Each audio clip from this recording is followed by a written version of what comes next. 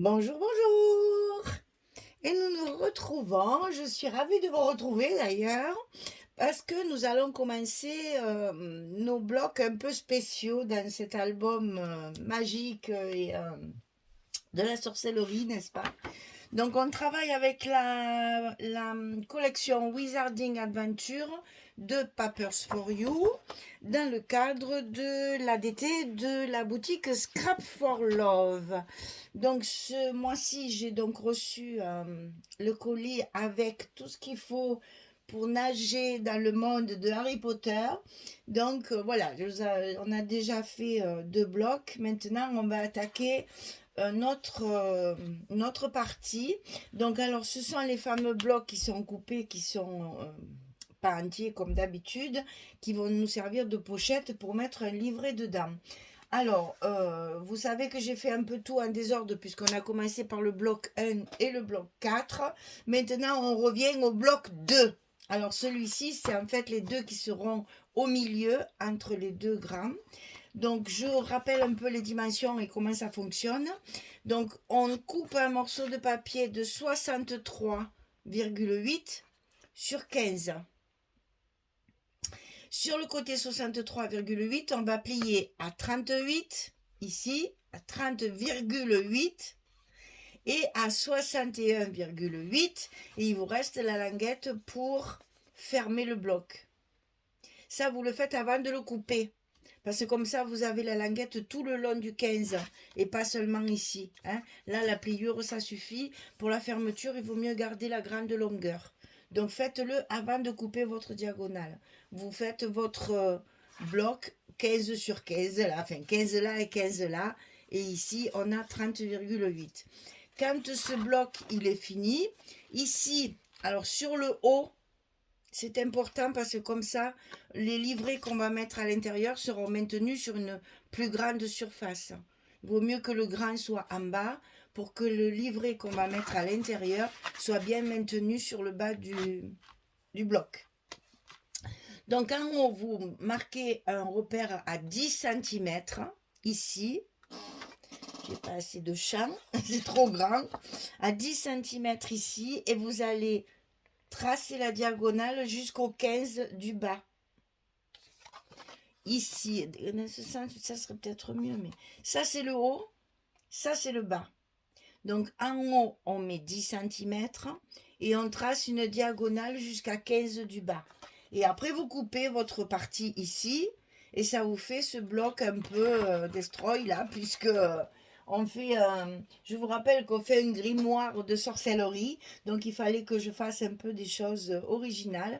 Et à l'intérieur, on va, enfin différentes, pas originales, mais différentes. On va mettre un livret qu'on va construire après. Alors pensez que ces pochettes-là vont être obligées d'être recouvertes. Il vous faut du papier pour ça. Donc réfléchissez bien parce qu'il y a quand même une grande surface. Moi, j'ai utilisé les feuilles 15-30 qui vont parfaitement, bien sûr, dessus. Vous savez, celles qui sont... c'est par recto verso, là. On a les 15-30. Voilà. J'en ai deux ici. Voilà, ma pochette sera recouverte. Ça, c'est une chose. Alors maintenant, on va travailler ce qu'on va mettre à l'intérieur. Alors, pas mal de machins encore à découper. Alors, on part sur une base de 20 cm sur 30 cm. Il faut que ça puisse rentrer à l'intérieur sans forcer. Donc ici, on a 30,8. Ici, on aura 30. Donc, on a eu 4 mm en haut et en bas pour que le passage se fasse bien. Et c'est dans l'épaisseur qu'on va avoir quelque chose qui va tenir dans la pochette. D'accord? Alors, donc 20 sur 30. Ça fait déjà une bonne surface à recouvrir. Hein. Alors, on va procéder par ordre parce que là, c'est encore pareil. J'ai un peu fait n'importe quoi. Alors, on va commencer par l'intérieur, c'est-à-dire ça. Il y a une pochette dessus. Et ça. Alors, ici, une pochette bizarre. Enfin, une pochette où on plie tout, ce qui fait que comme ça, c'est plus vite fait. Hein. Voilà, l'avantage des grandes pages, c'est ça aussi. Hein. Parce que ça, pour faire avec du A4, je ne vous raconte pas le nombre de fois qu'il va falloir recoller, faire des languettes, machin, etc. C'est un gros travail. Et dans les pages 50-70, ça c'est beaucoup plus facile et en plus on économise un stock de papier. Parce que quand j'utilisais le A4, parce que j'ai fait comme tout le monde au départ, j'ai utilisé du A4. D'abord parce que je connaissais pas ça. Mais je me rendais compte que j'avais énormément de chutes alors que là, je n'en ai que très peu. Voilà, quand j'ai fini un album, voilà ce qui me reste quoi. Des petits bouts pour mater mes petites images, pour mater mes mots. Il me reste que ce genre de truc. Alors que quand on utilise du A4, on a une pleine boîte. Alors ici, on a 42 cm sur 15. On coupe d'abord un grand papier de 42 cm sur 15. Alors, sur le côté 42, on va plier ici à 2, ici à 21 et ici à 40. Ça va vous faire des languettes à la fois pour fermer la pochette et à la fois pour coller la pochette sur la page. Donc, je répète, sur le côté 42, on plie à 2, à 21 et à 40. Et il vous reste bien sûr les 2 cm.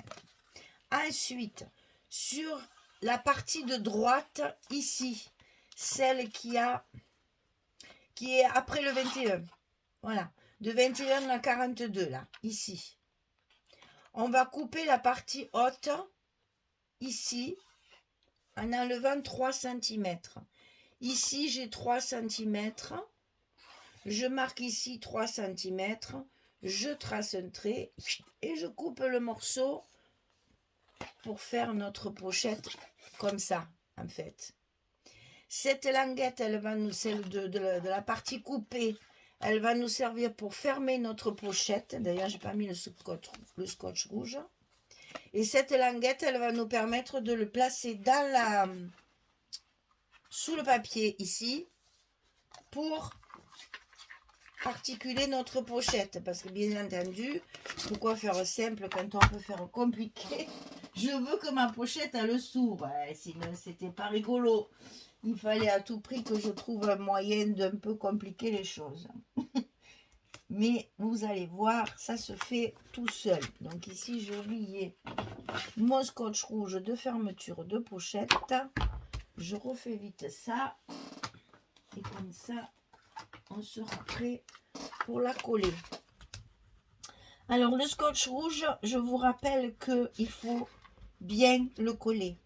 C'est-à-dire que quand vous mettez votre scotch rouge sur le papier, vous allez voir, il reste clair en fait. On ne voit plus le papier à travers.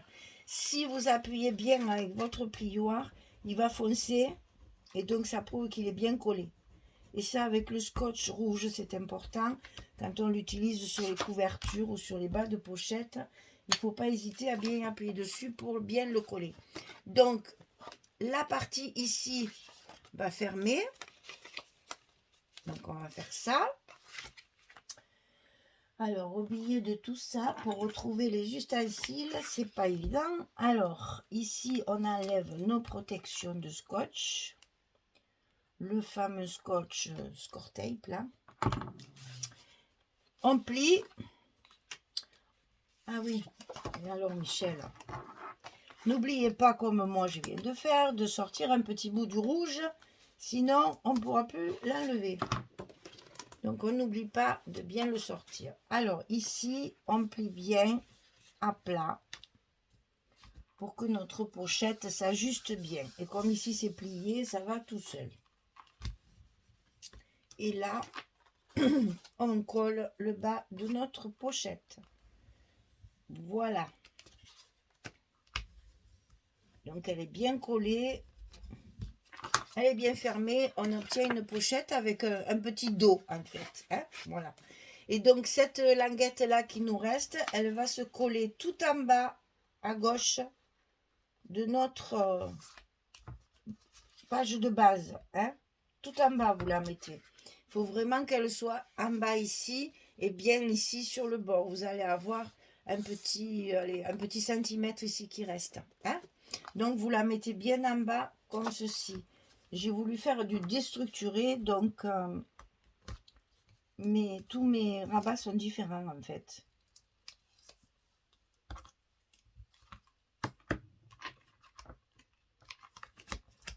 Voilà, donc ça c'est collé. C'est une première chose. Alors, on revient sur le dessus. Ici, on va faire un rabat sur le haut cette fois. Attendez. Non, il n'est pas sur le haut. Non, il y a un décalage. Il y a un décalage de 2 cm si je me souviens bien. Alors, attendez, je refais. Parce que celui-là, je veux qu'il soit centré. Si je faisais des repères, vous pensez que ça ne serait pas aussi bien? Alors, ici, on a... Ah ben, on n'a pas tout à fait 2 cm. Hein. Que je fasse pas de bêtises, c'est 1,8. Alors, c'est 1,8. On va faire un repère, hein, parce que sinon, on va pas y arriver. Hein. Donc, sur le haut, ici, il faut un repère à 1,8 pour coller notre petit rabat là qu'on va mettre. Voilà. Ça paye pas de mine, mais c'est important. Voilà. Et on va le coller comme ceci. Donc, ce rabat, il fait 16 cm pardon, sur 22. Et sur le côté 16, on plie à 14. Et je ne me rappelle plus si la pochette, je l'ai mise dessus. Voilà, ça c'est quand je démonte tout. Après, je ne me rappelle plus. Alors, je vais m'en rappeler quand je vais trouver les morceaux qui vont là. Donc, c'est dessus parce que derrière, il y a ça. Oui, parce que là, il y a une carte à l'intérieur. Oui, tout à fait. Donc, sur ce rabat-là, quand vous l'avez coupé, il y a une pochette à mettre qu'on va coller avant de fixer notre rabat sur la page de base. Donc, 16 sur 22, on plie à 14. On met nos scotch, bien sûr, ici, puisqu'on va le coller encore sous le papier de base. Alors, sur ce rabat, dessus, on va faire une petite pochette. Alors, cette pochette, 18 cm sur 6. Et sur le côté 18, on plie à 2, on plie à 16. Et on obtient notre largeur de 16 ici, sur le dessus de ce rabat-là. C'est parti. On va coller notre pochette à sa place.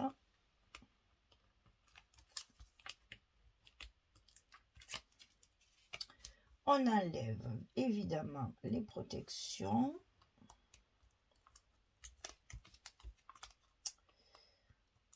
Là, mes scotch ils se chevauchent. Du coup, j'arrive pas à enlever ma protection. Voilà. Et donc ça, je vais le placer. D'ailleurs, si je vais lever ça pour que vous voyez mieux. Je vais le placer en bas du rabat que je vais mettre à droite.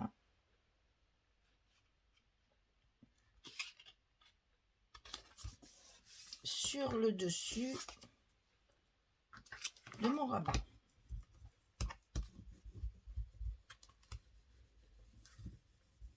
Voilà. Alors, donc ce rabat, on va le coller ici sur la page de base, sachant qu'il faut laisser en haut 1,6 cm. C'est pour le décaler par rapport à celui qui va être par-dessus, parce que j'ai voulu faire du déstructuré. C'est un grimoire, c'est quelque chose d'un petit peu ancien. Donc ici, je le mets bien sur mes repères. Je plie.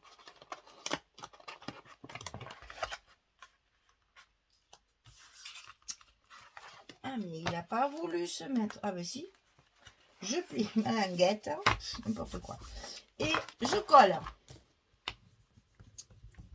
Et on n'oublie pas de bien appuyer sur les pliures aussi, là, puisque c'est un livret, donc il faut qu'il soit bien à plat. Voilà, donc on a un rabat ici et la pochette ici. Ça, c'est fait. Ensuite, on va faire les portes de fermeture, si je peux même m'exprimer là ici, comme on dit. Hein. Parce qu'après, il y a encore un truc sur... Alors là, c'est pareil. Vous allez marquer sur votre rabat qu'on vient de coller, vous allez marquer un 8. 1 cm 8 pour faire les mêmes espaces. Bon, moi, je m'amuse à faire ça parce que je veux qu'on voit le papier. Maintenant, après, comme vous voulez, c'est vrai que c'est des détails, ça, mais bon. Après, c'est joli parce qu'on a un dégradé de papier. Voilà. On va mettre notre rabat pour que ça fasse les mêmes espaces. Donc, ici, le rabat de droite qui va couvrir tout ça. Attendez, je vérifie quand même. Hein. Oui, c'est bon. Voilà. Le rabat de droite, il fait 13,5 sur 24. Et sur le côté 13,5, on va plier à 11 et à 11,5. On commence à avoir des petits goussets des anses, bien sûr, pour enfermer tout ça.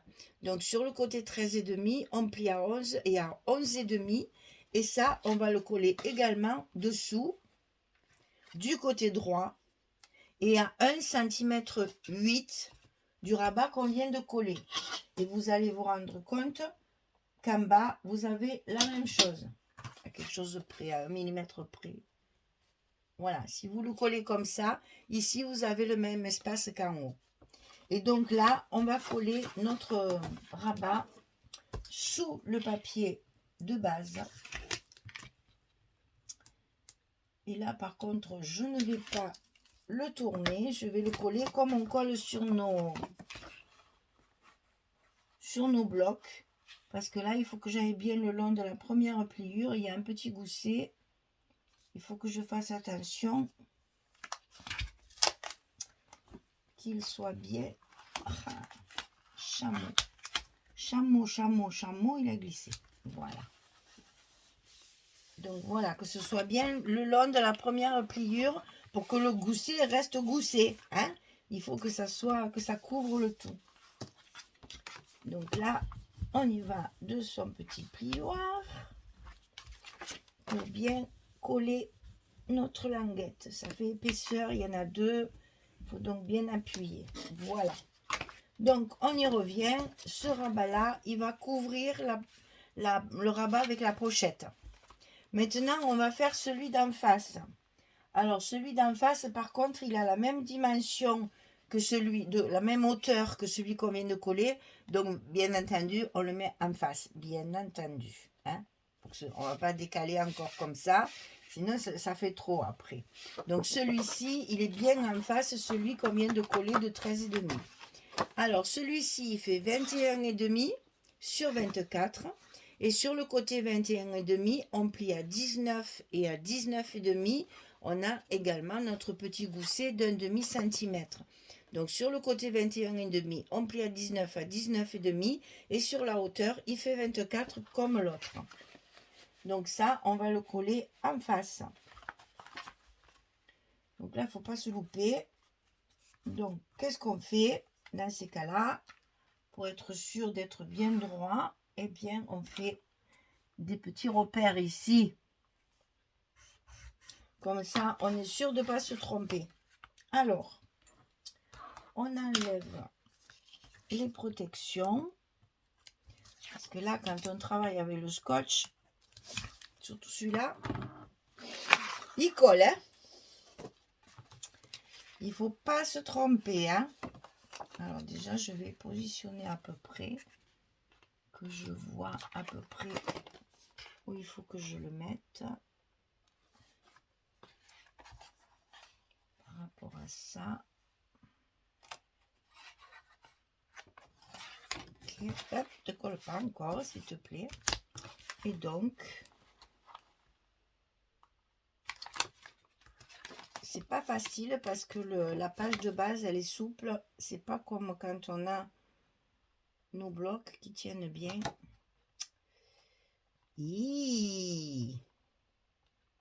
C'est périlleux, hein? C'est très, très périlleux, hein? Alors, je pense que je vais essayer comme ça. Parce que sinon, je n'y arrive pas. Alors, on va aller jusqu'à la pliure. On va, dans un premier temps, écraser notre petit gousset. ben dis donc, cette page souple dessous, c'est bien embêtant. Hein, on a l'habitude d'avoir des blocs bien rigides. Là, ça fait bizarre. Hein, ça y est, j'y suis. On y est. Ça y est. Ça y est, ça y est. Allez, on n'a plus qu'à appuyer parce qu'en plus, c'est par-dessus la pochette, ça aussi. On appuie bien et on va refaire notre gousset, bien entendu, qu'on a vraiment maltraité. Hein.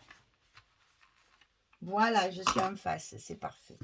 Nickel. Alors, quand on a fait ça, il y a un couvercle à mettre pour fermer le tout. Voilà, ça va faire vraiment comme une enveloppe en fait. Hein. Donc, ce morceau-là, il fait 15 cm sur 20. Et sur le côté 15, c'est-à-dire sur la hauteur, on va plier ici à 12,5 et à 13. On retrouve toujours notre petit gousset d'un demi-centimètre. Donc, sur le côté 15, on plie à 12,5 et à 13. Et on a notre languette pour coller dessous. Ça va être plus facile, la longueur est moins longue. Et c'est ça qui va nous fermer tout, qui va nous fermer l'ensemble.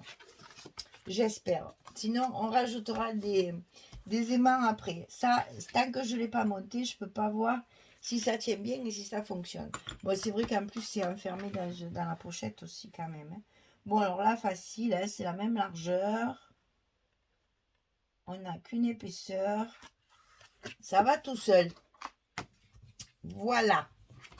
Donc ça, ici, on va mettre les aimants et comme ça, je vais vérifier si ça tient bien ou s'il ne faut pas que j'en mette un peu ici aussi. Peut-être il faudra en mettre un là pour que ça tienne. On va voir ça tout de suite. Dès que j'ai retrouvé mon scotch enseveli. Et on va mettre... Là, j'ai mis 3 aimants quand même. Hein, parce que ça, c'est ce rabat-là qui ferme tout. Hein. Donc, j'ai voulu que ce soit quand même relativement solide. Bien que je sais que mes aimants, ils sont costauds. Là, il y a quand même de la surface à fermer. Enfin, du volume surtout à fermer.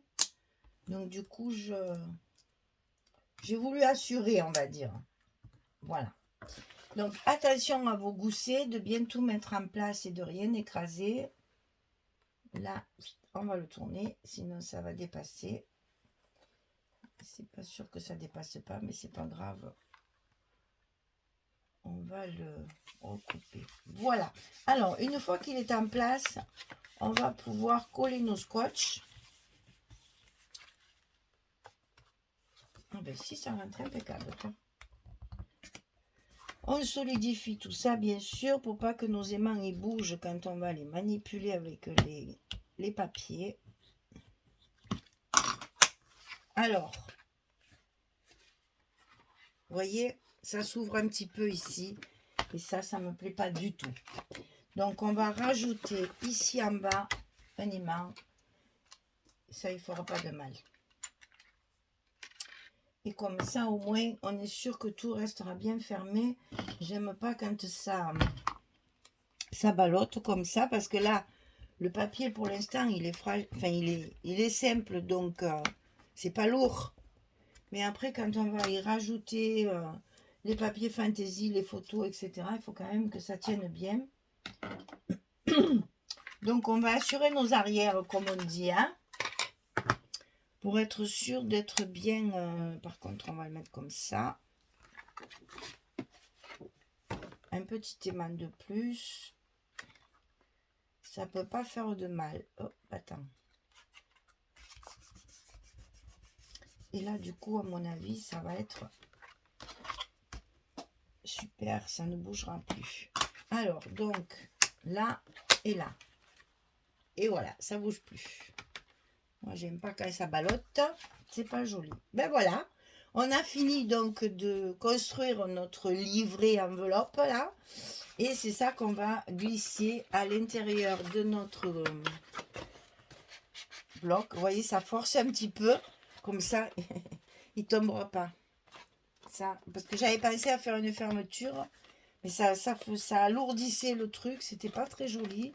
Mais en mettant un petit gousset, c'est le petit gousset là qui tient en fait. Voilà, la petite épaisseur. Et on n'a pas les papiers dedans. Donc, vous voyez, quand on va mettre les papiers, je pense que ça sera pareil. Alors, que je vous explique aussi. Il nous faut 2 cartes ici et une autre ici qui est voilà. Alors, donc, il y a dans la pochette ici, il y a une carte 11-16. 11-16 ici. Et dans notre pochette qui se promène, là, il y en a 2. Donc, il y a une 11-16. Et il y en a une 10-14. 10-14 pour une photo 9-13. On la met ici. C'est toujours le côté déstructuré. Hein. Voilà. Vous savez tout. Je pense que... Puis après, j'ai fait des emplacements photos un peu de partout. Vous verrez ça quand j'aurai collé mes papiers. Voilà, mesdames. On y va. On colle les papiers. On finit tout ça. Et quand c'est fini, je vous montre ce que ça donne une fois terminé. C'était long. Hein. Allez, à tout à l'heure.